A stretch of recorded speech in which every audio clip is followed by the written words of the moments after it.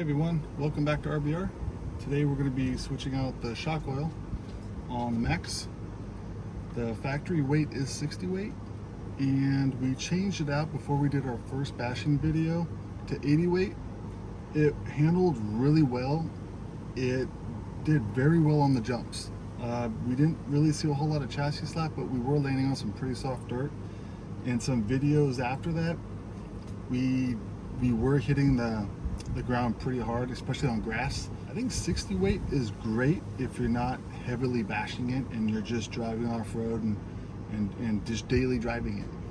But if you're going to be sending this thing pretty hard, I would recommend 80 weight. For the stuff that we're doing and that we're going to be doing in the future, we're actually going to switch to 100 weight. A lot of people switch to 100 weight and say they've had really good success with it, and it really does help to eliminate that chassis slap. If you look at the preload, we pretty much kept the preload from front to rear. I hope you see that. From front to rear, factory. Once we put the 100 weight in, we might adjust that a little bit. It just really depends on how it handles when we're done. So we're gonna go ahead and start doing this. First thing we're going to do is go ahead and take off front and rear shocks. I'll try and speed this up for you guys.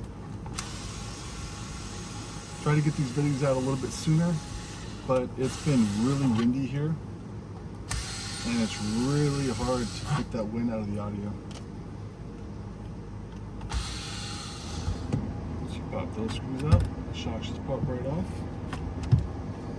Going to remove the front real quick. Nice thing about these shocks is they are the same front and rear, so you don't have to worry too much about mixing them up.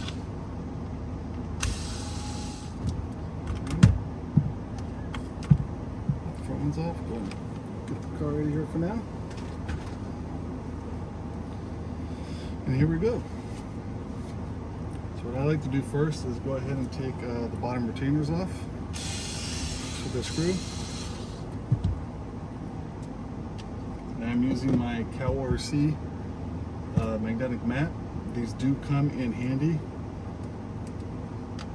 They're actually fairly cheap too, so I would definitely recommend getting some. It does help to keep your parts organized and you don't lose or drop any screws. What we're going to go and do is pop the caps off. I usually just use a pick, or you can use a small screwdriver.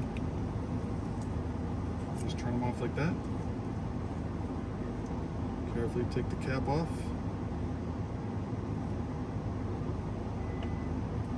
Side, take the diaphragm off. Make sure you don't rip this. Take care of it, otherwise you end up replacing it. You don't want to have any leaks. So now what we're going to do is we're going to dump out the shock oil. And I did actually make this. It does come in handy. You can take some oil quarts, glue them together, and you can just dump it in.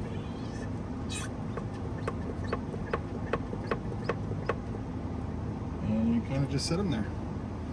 So I'm going to quickly go ahead and do this. These did have a little bit of dirt in them, not a whole lot.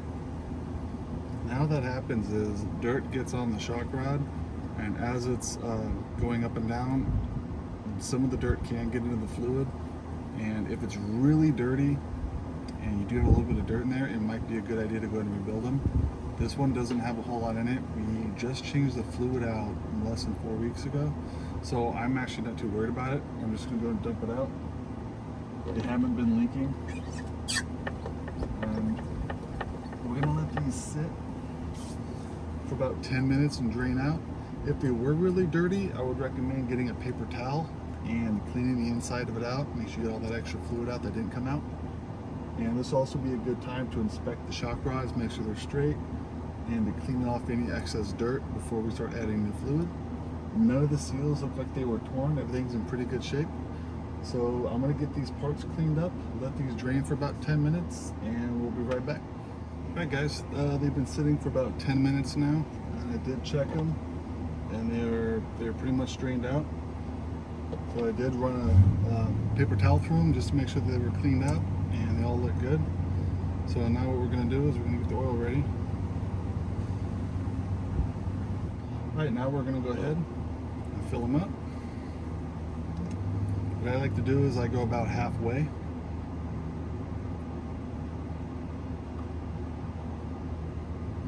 A little more than halfway on that one. I know it's really hard to see, I'm sorry. Go about halfway, and then you're gonna go up and down with the piston, and you're gonna twist while you're doing it. And what that's gonna do is that's gonna help get any of those extra bubbles out. You do not want any air in these at all. It kind of defeats the purpose if you have air in them.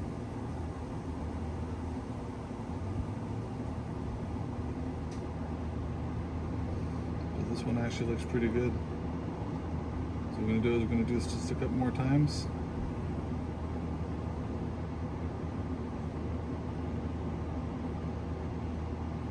After that, go ahead and set them in the other way and let gravity do its work while we do the other ones. This one's got a lot of air bubbles in it too, but we're going to go ahead and do that. We're going to let it sit. Let that sit for another 10 minutes, and we should be able to top them off and wrap this up. Alright, well, it's been about 10 minutes. Let's go ahead and check these, see how they did. And those look really good. I don't see any air bubbles. It helps to look in the light. So what we're going to do is we're going to go and top these off. What I do is I go about halfway up, right about there. Maybe a little more. I'm going to try and show you guys this, but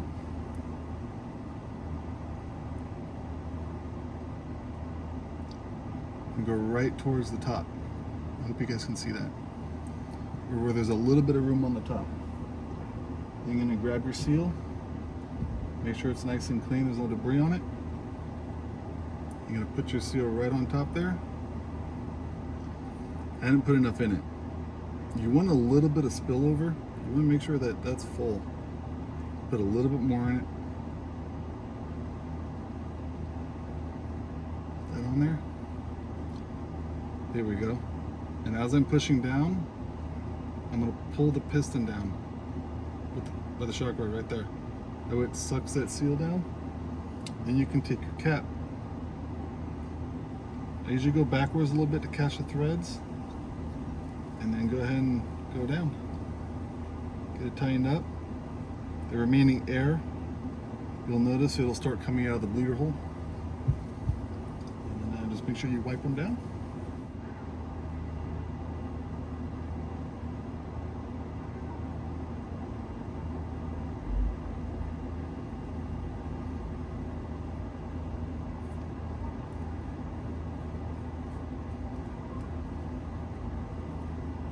One thing I forgot to mention, that breather hole, sometimes you can get some dirt in there.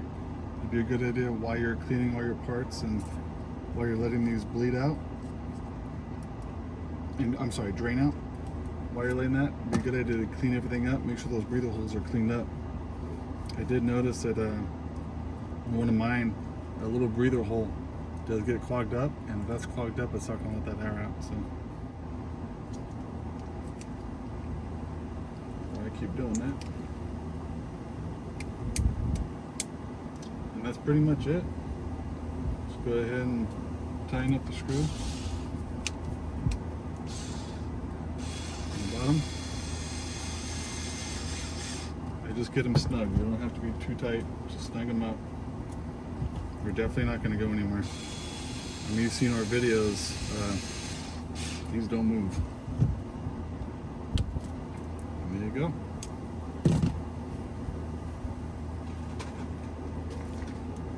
Like I said, a lot of the weight seems to be distributed in the back, and if you try and hold it, flat, it does want to tilt backwards.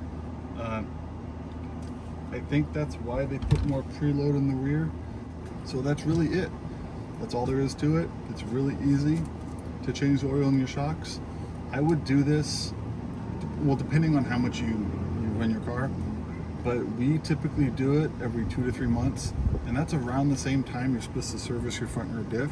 So we kind of do them all together as kind of like a maintenance weekend. Get everything all nice and cleaned up, and then I get all the fluids changed out. It's always good to check those. If you ever start servicing your shocks and realize that there is low on fluid but there's no signs of leaking, I would probably just do a rebuild kit. They're really cheap.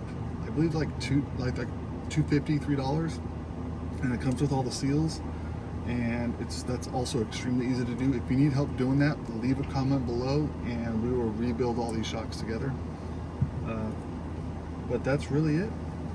Thank you guys for watching. If you guys have any questions, please feel free to leave a comment. I hope you found this video informational. It is a little hard doing these videos sometimes. We don't do a lot of them, but we do have a lot of how-to videos coming up. If there's something that you guys want to see done, I have no problem taking this car apart just to show you guys how to do something. So anyways, hope you guys enjoyed the video. Like and subscribe, really helps out the channel, and we'll see you in the next one. Thank you.